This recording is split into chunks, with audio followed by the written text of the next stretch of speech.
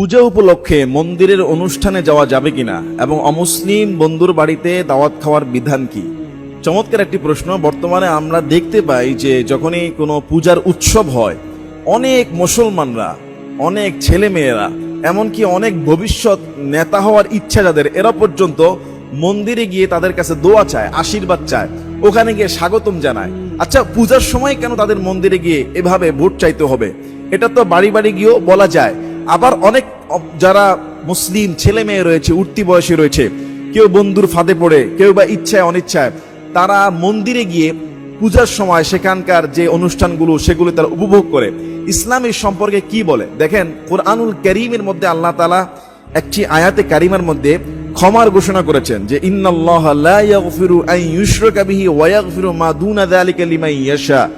এই আয়াতে আল্লাহ বলেছে সব ক্ষমা করে দিব, যত রকমের গুনাহ আছে আমি আল্লাহ মাফ করে দিব, চাইলে মাফ করে দিতে পারি।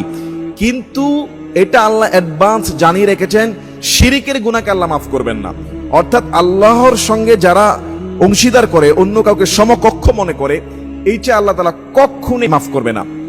ওমর ফারুক রাদিয়াল্লাহু আনহু তিনি কি বলেছেন? তিনি বলেছেন আল্লাহর দুশমনদের যে উৎসবগুলো হয়, অর্থাৎ যেখানে আল্লাহ বিরোধী শিরকের কার্যক্রম হয়, আল্লাহকে বাদ দিয়ে অন্য কারো উপাসনা করা হয়, পুজো করা হয়, এমন জায়গায় তোমরা মুসলমানরা যেও না, কেননা ওই সময়টা সেখানে আল্লাহর অভিশাপ, লানত বর্ষিত হয়। আজকে অনেক ছেলে মেয়েরা মুসলমানরা হয়তো জানে না, বা যদি জানতো বা দেখতো যে কি পরিমাণ লানত গজব তাদের উপর আসতেছে, হয়তো ইনস্ট্যান্ট তাদের কিছু হচ্ছে না, কিন্তু তাদের লাইফগুলো যে ম্যাসাকার হয়ে যাবে দুনিয়া আখিরাতে, এটা কিন্তু আমরা অনেকে কল্পনা করতে পারবো না। অনেকে আবার একটু আবেগ হয়ে বলে ফেলে ধর্ম যার যার, উৎসব সবার, হ্যাঁ আমরা সবাই মিলে উৎসব করব। ভাই, আমাদের রামাদানে কি রোজা রাখে? বিধর্মীরা কি আমাদের তারাবি সালাতে আসে? আমাদের ঈদুল ফিতরের ময়দানে আসে? আমাদের ঈদুল আজহাতে আসে না।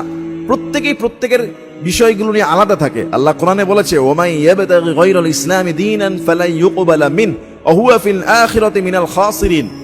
যারা ইসলামকে বাদ দিয়ে অন্য কিছু তালাশ করবে, সেটা কবুল করা হবে না এবং তারা ক্ষতিগ্রস্ত হয়ে যাবে।